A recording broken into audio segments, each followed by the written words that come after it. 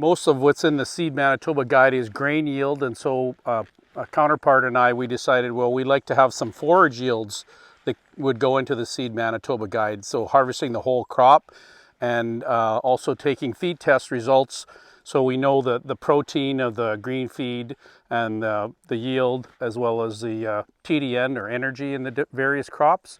So in this trials, we have 4 trials, annual forage trials we call them. One is with Scott at Millet and James here at Roblin. We also have a trial at Arborg and another trial at Carberry. So we're going to have a good mix of geographies and soil types to have yield and quality on these species.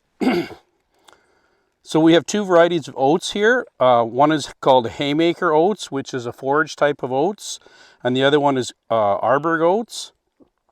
So the haymaker oats is about 2 days longer maturing than the Czech variety and is about 25 centimeters taller.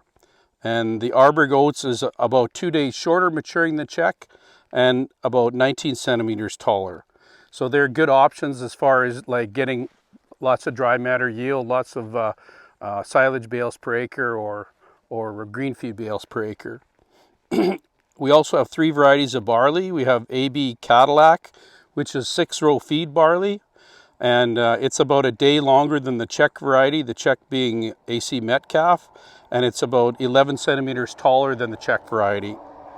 And we also got a 2-row variety in here called AB Hague, and also another 6-row food and feed variety called AB Advantage, which is a day longer than the Czech and 15 centimeters taller. Okay, moving along. This is golden German millet.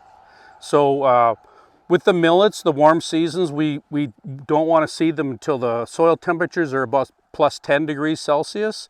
If you seed them into really cold soil, the seed can rot in the soil. The warm seasons are what they call, they have a different metabolic pathway, so they can withstand more heat and drought stress than the cool season annual grasses.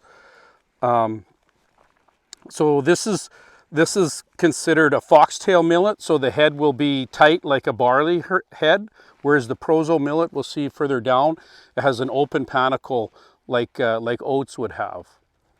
So because of the waxy leaf surfaces, they tend to hold the moisture in. That's what makes them drought tolerant. So when we harvest them for green feed, if we want to get them dry, then it's going to take longer for them to dry down, to get down to like 15% moisture to bale them dry than would a barley or an oat variety.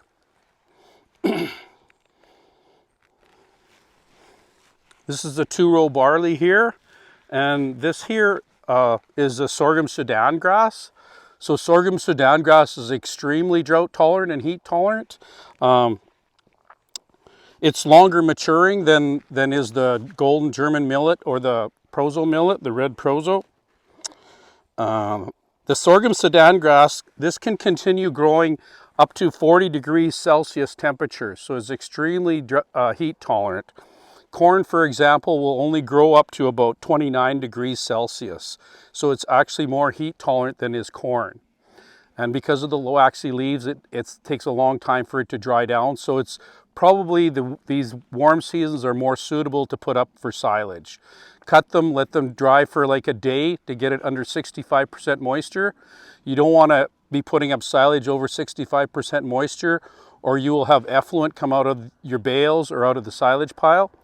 And if effluent comes out of your silage bales or your pile, then what's happening is you're getting butyric acid form, and you don't want butyric acid to form in your silage. You want lactic acid to form. Lactic acid drops the pH more than does butyric acid, and we want to try and drop the pH as much as we can in our silage bales so that it will properly ensile and it'll pickle. We don't want it to just heat and rot, or we'll lose a lot of the energy in the final product that the cows would be consuming.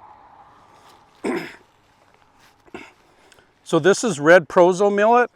So this is the shortest maturing of the 3 warm seasons we have in here, the red proso. So you can oftentimes you can cut this for green feed like 45 to 60 days after you seed it.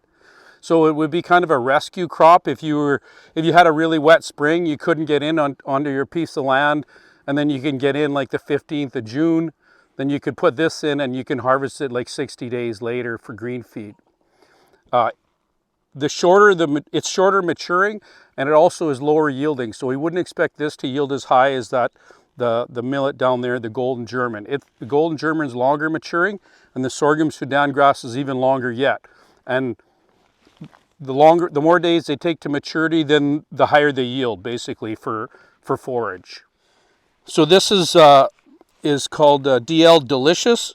It is a forage pea, and when we want to harvest this for green feed, it's not quite ready to harvest for green feed. We recommend when you get a little bit of shriveling on the pods, then that's the ideal time to harvest it for green feed, because then you'll have a lot of grain yield in the pea, and it'll just be starting to dry down.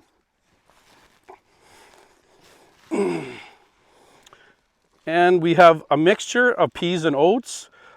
This has become a lot more popular the last few years, mixing peas and oats or peas and barley.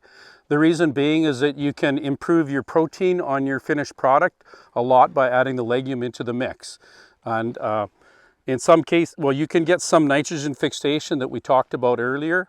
So some people will actually cut back the rate of nitrogen that they put on, and in order that the peas will fix nitrogen for both themselves, and they'll slough off some nitrogen for the grass crop that's grown with them.